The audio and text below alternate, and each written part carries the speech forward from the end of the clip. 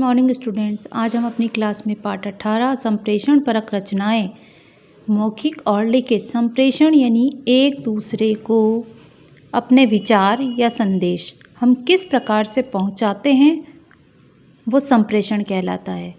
दो तरह से पहुंचा सकते हैं, मौखिक और लिखित, बोलकर और लिखकर। ठीक है, तो यहाँ पर हम पहुँचाते हैं अपने विचारों और संदेशों को एक स्थान से दूसरे स्थान पर प्रेरित करना और प्राप्तकर्ता द्वारा प्राप्त करना संप्रेषण कहलाता है। यह बहुपक्षीय प्रक्रिया होती है जिसमें प्रेषित करने वाला और प्राप्तकर्ता समान रूप से उत्तरदायी होते हैं। ओके, मौखिक जो संप्रेषण होता है उसके उदाहरण होते हैं जैसे सार्वजनिक भाषण। उसके लिए आपको क्या करना होगा, अच्छा वक्ता बनने के जो गुण होते हैं उनको अपने अंदर समाहित करना होगा। अच्छा वक्ता बनने के गुण क्या क्या हो जाते हैं, जैसे आपके भाषण का क्या उद्देश्य है, आप किस विषय पर भाषण देना चाहते हैं, कोई बात समझाना चाहते हैं, कोई सूचना देना चाहते हैं या किसी का मनोरंजन करना चाहते हैं, उसके अनुसार आपके विषय का चुनाव हो, उनकी रोचकता में लाने का प्रयास किया जाए, विचार बिंदुओं को लिख कर रखा जाए, सामान्य रूपरेखा जो होती है उसको निर्धारित किया जाए। ओके, और उसकी सबसे अधिक महत्वपूर्ण बात है उसका पूर्वाभ्यास किया जाए। ओके, इसके लिए आपको क्या करना होगा कि कुछ उदाहरण देने के लिए शब्द रखने होंगे, संबंध जोड़ने के लिए शब्द रखने होंगे। जो आप भाषण दे रहे हैं उनको किसी के साथ संबंधित कर दें, उनकी किसी के साथ कोई विशेष शब्द आए उनकी किसी के साथ तुलना करें। विरोध दिखाने के लिए भी शब्दों का प्रयोग आप कर सकते हैं। फिर आता है अपनी बात को बल देने के लिए प्रयास किया जाए।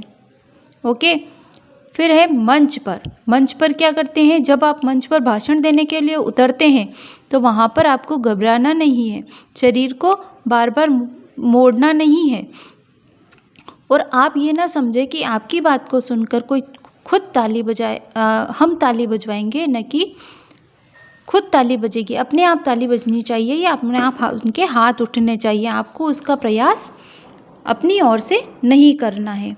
ठीक है, और अंत में धन्यवाद जरूर कहना है। फिर आता है सेकंड, अपना मत व्यक्त करना। तो अपने स्कूल में भी कभी कभी कोई प्रतियोगिताएं आयोजित की जाती है, जैसे वहाँ पर आपको किसी भी एक विषय पर बोलने के लिए कहा जाता है और उसमें आप अपने विचार प्रकट कर सकते हैं। जैसे यहाँ पर कुछ लड़कियाँ हैं, लड़के हैं, वो किसी कार्यक्रम को लेकर अपने यहाँ पर, जैसे पोरबंदर में कठपुतली में एक कठपुतली नाच दिखाया, इस बारे में इस कार्यक्रम को देखने वाले 3 विद्यार्थियों के विचार यहाँ पर दिए गए हैं। तो इसी प्रकार आपको क्या करना है, आपके जो विद्यालय में वार्षिकोत्सव कार्यक्रम हुआ है उसके बारे में अपना मत व्यक्त करना है। फिर तीसरा पॉइंट आता है आपका किसी समस्या पर मत व्यक्त करना। समाज में इतनी सारी समस्याएं उपस्थित हैं, उनके बारे में आप जानकर किसी सहयोग, किसी भी रूप से आप उस पर मत व्यक्त कर सकते हैं।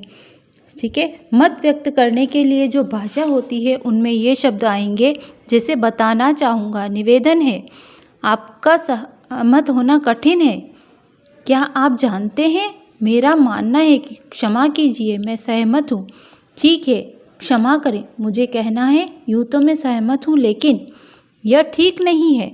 इन शब्दों का हम अपना प्रयोग कर सकते हैं। फिर आता है चौथा पॉइंट, कार्यक्रम संचालन या मंच संचालन। मंच संचालन के लिए भी कुछ विशेष पॉइंट्स को आपको तैयार करना पड़ेगा, बिंदुओं पर विचार करना पड़ता है। जैसे दीप प्रज्वलन, सबसे पहले तो आप किसको इनवाइट करेंगे, किसको आमंत्रित कर रहे हैं अध्यक्ष या अतिथि के पद के लिए। दूसरा, उस कार्यक्रम का दिनांक और समय क्या होगा, किसके द्वारा दीप प्रज्वलन किया गया जाएगा, किसके द्वारा सम्मान किया जाएगा, स्वागत भाषण कौन देगा, या जो भी कार्यक्रम उसके अंदर होने वाले हैं उस दिन उस कार्यक्रम की रूपरेखा के अनुसार जो भी कार्यक्रम होने वाले हैं वो किस तरह से संचालित होंगे, इनकी रूपरेखा पहले से ही तैयार होगी। तभी हम उस कार्यक्रम का संपूर्ण रूप से अच्छी तरह से संचालन कर सकते हैं। और हर कार्यक्रम की समय सीमा क्या होती है, निर्धारित होती है। फिर आता है भेंट वार्ता और साक्षात्कार। भेंट वार्ता साक्षात्कार को हम कह सकते हैं इंटरव्यू। इंटरव्यू लेने के लिए किसी भी, हम ये कह सकते हैं कि किसी भी व्यक्ति के बारे में जानना है तो सीधे उसी व्यक्ति से साक्षात्कार करिए। वो अपने मतलब जो व्यक्ति अपने बारे में खुद बता सकता है वो किसी और से हमें पता नहीं चल सकता है।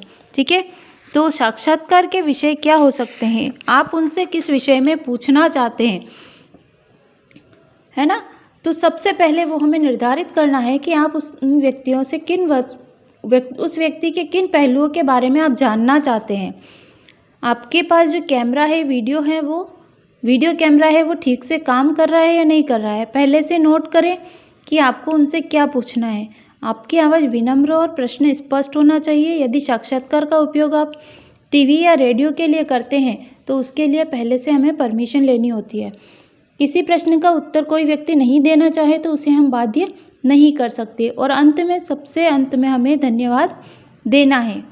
तो इस तरह से हम क्या करते हैं कि जो हमारे मौखिक और लिखित जो भी संप्रेषण की माध्यम है, संप्रेषण का जो हमारा माध्यम है, उसका हम पूर्ण रूप से उपयोग करके किसी भी सूचना को प्रेषित कर सकते हैं और वो व्यक्ति, कोई भी जो भी व्यक्ति है, वो हमसे सूचना प्राप्त कर सकता है। ओके, आशा है आपको ये चैप्टर समझ में आ गया होगा। Thank you.